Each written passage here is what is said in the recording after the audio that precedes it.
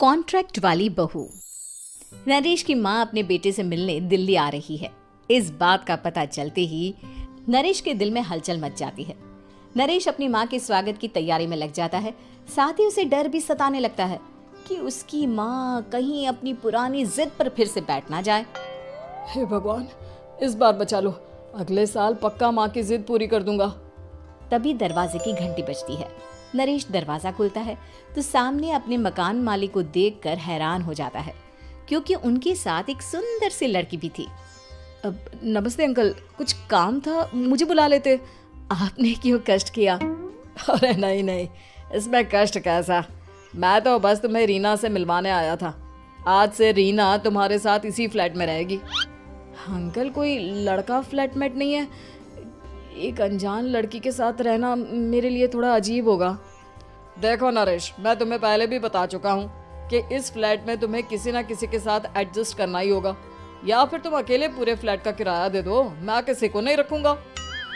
नरेश अपने मकान मालिक की बात सुन के रीना के साथ रहने के लिए तैयार हो जाता है, पर अंदर ही अंदर उसे ये बात खाने लगती है कि वो अपनी माँ को क्या जवाब देगा जब उसकी माँ रीना के बारे में उसे पूछेगी। दिन बीतने लगते हैं। नरेश और रीना अच्छे दोस्त भी बन जाते हैं, पर अभी भी नरेश अपनी प्रॉब्लम का सलूशन नहीं ढूंढ पाता। एक दिन नरेश बहुत परेशान सा बैठा होता है।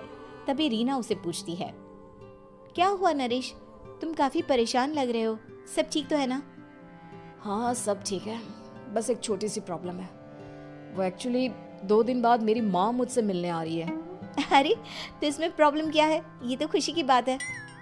हाँ रीना, बट मेरी माँ एक जिद लेकर बैठ गई है कि मैं शादी कर लूँ, पर मैं अभी इस चीज़ के लिए तैयार नहीं हूँ। ऊपर से जब वो तुम्हें देखेगी तो 100 सवाल करेगी, क्या जवाब दूंगा? अरे इसमें कोई टेंशन वाली बात नहीं है। मेरे पास ना इस प्रॉब्लम का सलूशन है, जिससे ना तुम्हें शादी करनी पड़ेगी और ना ही तुम्हारी माँ मेरे बारे में कुछ पूछेंगी। रीना की बात सुनकर नरेश सोच में डूब जाता है। वो सोचता है कि रीना खुले ख्यालों वाली लड़की है, कहीं माँ को सच बता ना दे। नरेश को सोच में डूबा देखकर रीना कहती है, अरे क्या हुआ, किस सोच में पड़ गए? डोंट वरी, जैसा तुम सोच रहे हो ना वैसे कुछ भी नहीं है। मेरे पास एक प्लान है। मैं कुछ समझ नहीं पा रहा हूँ, कैसा प्लान? मैं समझाती हूँ। हम ना एक कॉन्ट्रैक्ट मैरिज कर लेते हैं। फिलहाल मेरे पास जॉब नहीं है, तो तुम इस रूम का किराया दे देना जब तक तुम्हारी माँ यहाँ रहेंगी, सिर्फ तब तक। और तुम अपनी माँ से कह देना कि मैं तुम्हारी पत्नी हूँ, इससे वो मेरे यहाँ रहने पर कोई सवाल भी नहीं करेंगी। अरे बात तुम्हारी ठीक है, पर माँ से झूठ बोलना, ना ना बाबा, मैं ये रिस्क नहीं ले सकता। कोई और आइडिया दो ना तुम। देखो मंजूर हो तो बोलो, वरना सच बता दो, मुझे कोई प्रॉब्लम नहीं है। रीना की बात सुनकर नरेश सोच में डूब जाता है। बहुत सोचने के बाद जब उसे कोई रास्ता नहीं मिलता तो वो रीना के बताए हुए रास्ते पर चलने के लिए तैयार हो जाता है।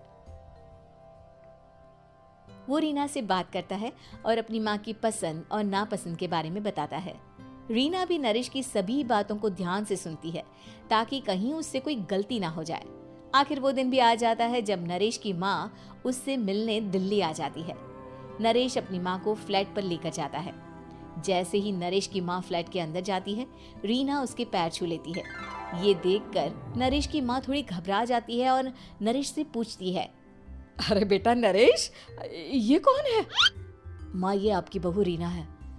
माफी चाहता हूँ, सब कुछ इतनी जल्दी में हुआ कि आपको बता ही नहीं पाया, इसलिए सोचा कि क्यों ना आपको सरप्राइज दिया जाए।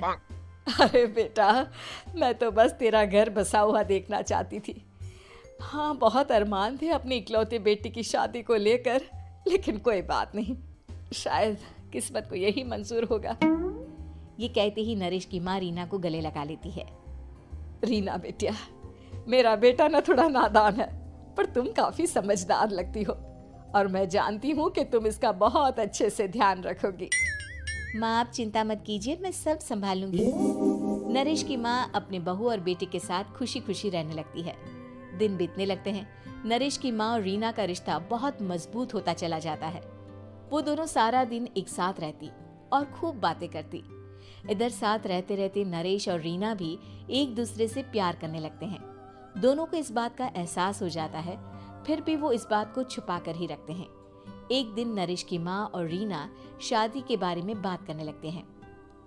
रीना बिटिया, ये तो नरेश ने मुझे बिना बताए शादी कर ली, वरना मैं तो अपनी इकलौती बेटी की शादी इतनी धूमधाम से करती कि सारी दुनिया देखती रह जाती।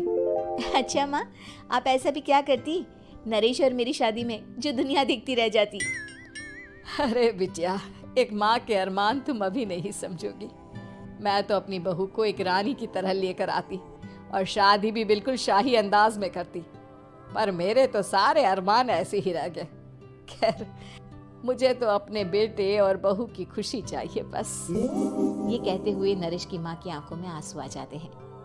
रीना भी ये सुनकर ख्यालों में खो जाती है, क्योंकि वो भी मन ही मन खुद को नरेश की पत्नी और उसकी माँ की बहू मानने लगी थी। शाम को जब नरेश ऑफिस से घर आता है तो रीना खुद को रोक नहीं पाती और नरेश के सामने उसकी माँ को अपने और नरेश के रिश्ते का सारा सच बता देती है। रीना की बात सुनकर नरेश की माँ दोनों से बहुत नाराज हो जाती है और घर वापस जाने की बात करने लगती है। तुम दोनों ने मुझसे सच छुपाकर बहुत ठेस पहुंचाई है मुझे। अब तुम लोगों के साथ नहीं रहना चाहती मैं, कल ही वापस चली जाऊंगी अपने घर। माँ, मुझे माफ कर दो, ये सब मैंने रीना के कहने पर ही किया है, वरना मैं भी आपको कभी ठेस पहुंचाने के बारे में सोच भी नहीं सकता। हाँ माँ, हमने ये सिर्फ आपका दिल रखने के लिए किया, प्लीज हम दोनों को माफ कर दीजिए। तुम दोनों ने मेरे अरमानों के साथ खिलवाड़ किया है, और वैसे भी मुझे अपने बेटे के लिए एक अच्छी लड़की ढूंढनी है, इसलिए मेरा यहाँ से जाना ही बेहतर होगा। माँ की ये बात सुनकर रीना खुद को रोक नहीं पाती। माँ, क्या मैं आपके घर की बहू बनने लायक नहीं हूँ? रीना की बात सुनकर नरेश हैरान रह जाता है। नरेश की माँ भी कुछ समझ नहीं पाती। मैं कुछ समझी नहीं, आखिर तुम कहना क्या चाहती हो? माँ, मैं वो नरेश से बहुत प्यार करती हूँ और साथ ही साथ मैं आपको भी अपनी माँ मान बैठी हूँ। आज जब आपकी बातें सुनी तो खुद को रोक नहीं पाई, इसलिए सारा सच आपको बता दिया। रीना की बात सुनकर नरेश की माँ की आंखों में आंसू आ जाते हैं और वो अपने बेटे नरेश और रीना को गले लगा लेती है। मेरे घर की बहू तो सिर्फ रीना बिटिया ही बनेगी। मैं आज ही तुम दोनों की शादी की तारीख निकलवा दूंगी, बस एक बार तुम्हारे घर वाले मान जाए। उसी दिन रीना के माता पिता भी उनके फ्लैट पर आ जाते हैं। दोनों परिवार आपस में बैठकर बातें करते हैं और शादी के लिए राजी हो जाते हैं। रीना भी कॉन्ट्रैक्ट फाड़ देती है और कहती है, सही मायने में मैं अब बहू बनूंगी, अब तक तो सिर्फ कॉन्ट्रैक्ट वाली बहू थी।